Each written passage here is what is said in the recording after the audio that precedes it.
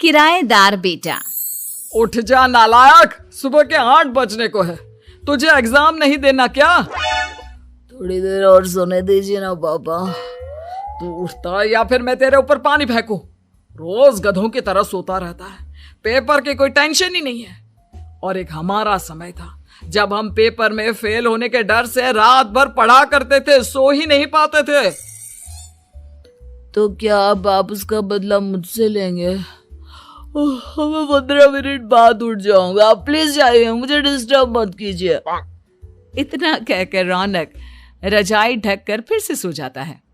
तू ऐसा नहीं मानेगा, रुक मैं अभी पानी लेकर आता हूं। बस फिर क्या था, इतना कहकर वो भागते हुए बाथरूम में जाते हैं और पानी की एक बड़ी सी बाल्टी लाकर रौनक के ऊपर फेंक देते हैं। पानी पड़ते ही रौनक झट से उठ जाता है। ये आपने क्या किया पापा? अब तो उठेगा नहीं तो यही करना पड़ेगा ना। वैसे थैंक्स डैड, आपके कारण ना अब मुझे नहाने की भी जरूरत नहीं पड़ेगी। चलिए अब आप माँ से बोलकर मेरे कपड़े निकलवा दीजिए, तब तक मैं ब्रश कर लेता हूँ। वैसे कल ना आप एक काम और करना, नहलाने के साथ साथ मुझे ब्रश भी करवा देना। ये ब्रश करने में ना मुझे बहुत आलस आता है। रौनक की बातों से अरविंद का मुंह खुला का खुला रह जाता है। वो अपनी पत्नी कमला के पास जाता है और रौनक की हरकतों के बारे में बताता है, जिसे सुन उसकी पत्नी हंसने लगती है। तुम अपने बेटे को समझाने के बजाय हंस रही हो। रौनक बच्चा है, धीरे धीरे सुधर जाएगा, आप क्यों उसके पीछे पड़े रहते हो? अभी नहीं सुधरेगा तो कब सुधरेगा? 10वीं क्लास में है रौनक, वो अब कोई बच्चा नहीं रहा।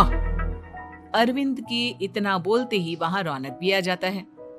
क्या डैड, मैंने आपको एक काम दिया था, वो भी नहीं हुआ आपसे। अरे क्या हुआ बेटा?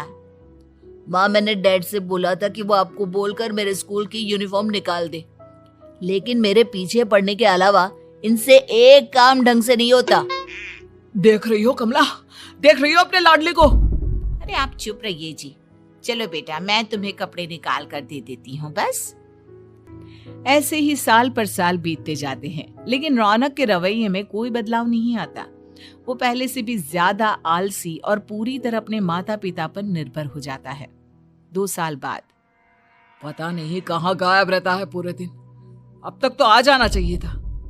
अरे आप इतनी फिक्र क्यों कर रहे हैं उसकी? दोस्तों के साथ खेल रहा होगा, आ जाएगा अभी।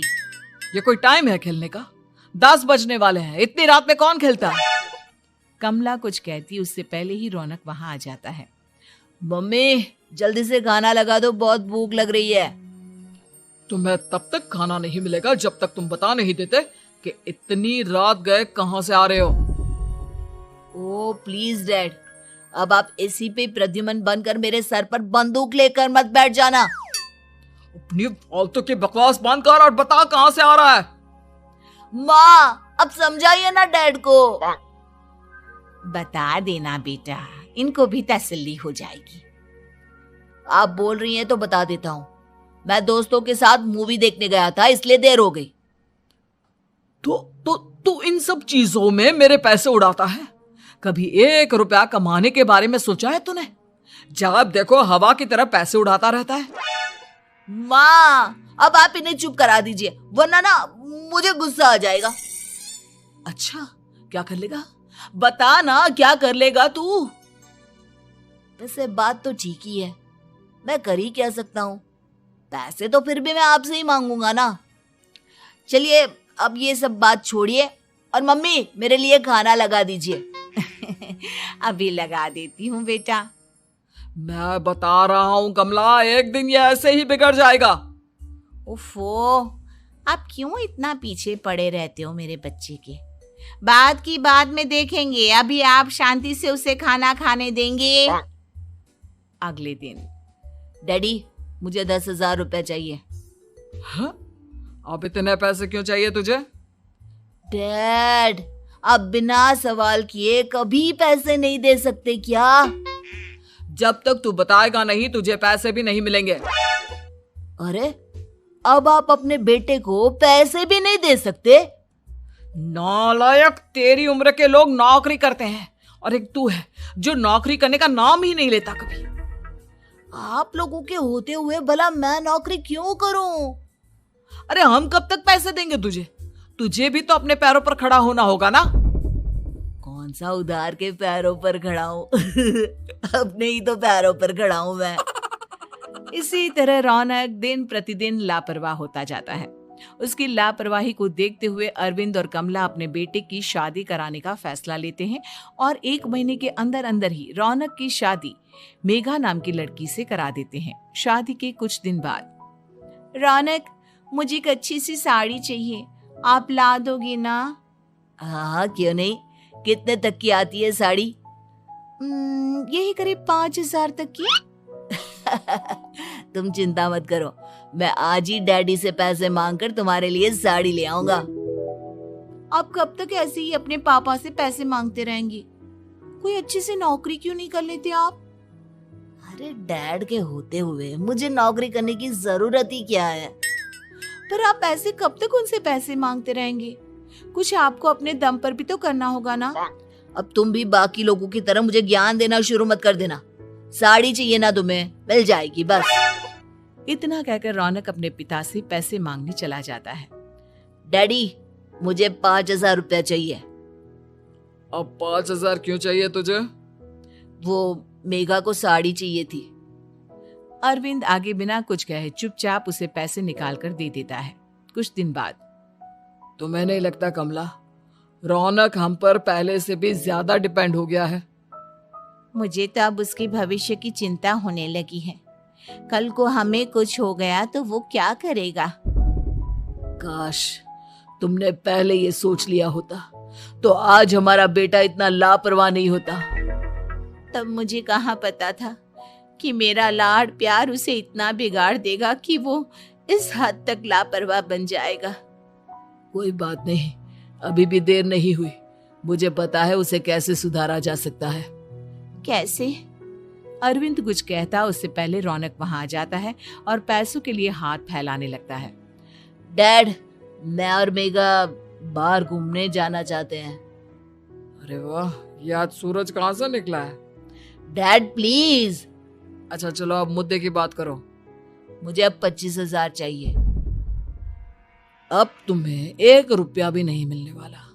अगर तुम्हें पैसों की इतनी ही जरूरत है तो कोई ढंग की नौकरी कर लो।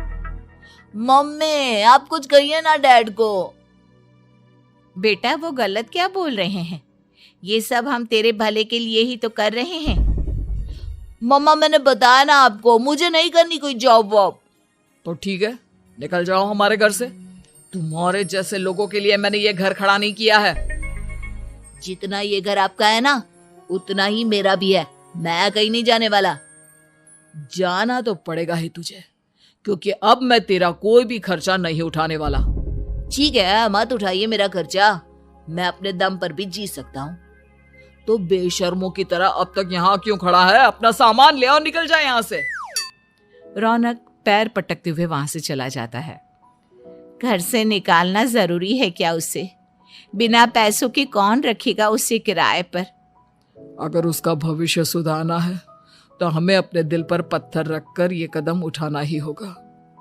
दोनों बात कर रहे होते हैं कि रौनक अपनी पत्नी के साथ एक बड़ा सा बैग लेकर घर से निकल जाता है, लेकिन घर से बाहर उसे कोई भी मुफ्त में अपने घर किराए पर नहीं रखता। अंत में थक हार कर वो फिर से अपने घर चला जाता है। क्या हुआ? थोड़ी देर पहले तो दहाड़ते हुए घर से निकला था, अब क्या हुआ? नहीं रखा ना किसी ने तुझे किराए पर? डैड प्लीज, मैं कुछ दिनों में कोई अच्छी सी नौकरी शुरू कर दूंगा। आप तब तक तो हमें रख लीजिए प्लीज। सुबह से रात हो चुकी है लेकिन कोई हमें रखने को राजी नहीं है। अब आप ही बताइए, इतनी रात को मैं मेघा को लेकर कहाँ जाऊंगा?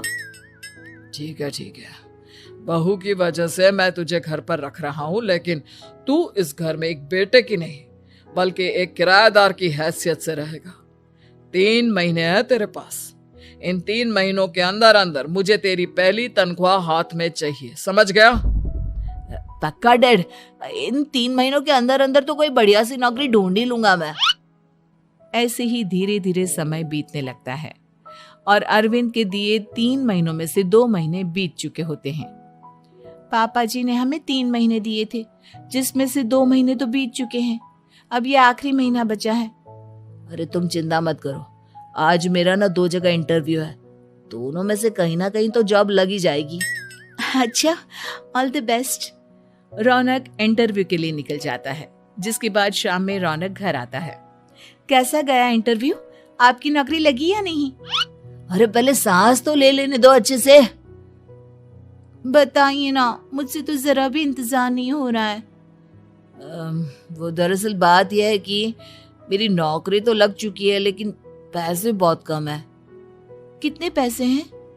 15,000। इतने में अरविंद और कमला मिठाई का डिब्बा लेकर आ जाते हैं। बधाई हो बेटा। हम जानते थे तेरी जॉब जरूर लगेगी। लेकिन मेरी सैलरी बहुत कम है मम्मा। कम है तो क्या हुआ, धीरे धीरे बढ़ जाएगी। हाँ बेटा, हम तो बस चाहते थे कि तू अपने पैरों पर खड़ा हो जाए। मतलब अब आप मुझे घर से नहीं निकालेंगे?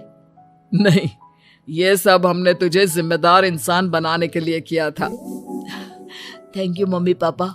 अगर आप दोनों ऐसा नहीं करते तो मुझे कभी अपनी जिम्मेदारियों का एहसास तक नहीं होता।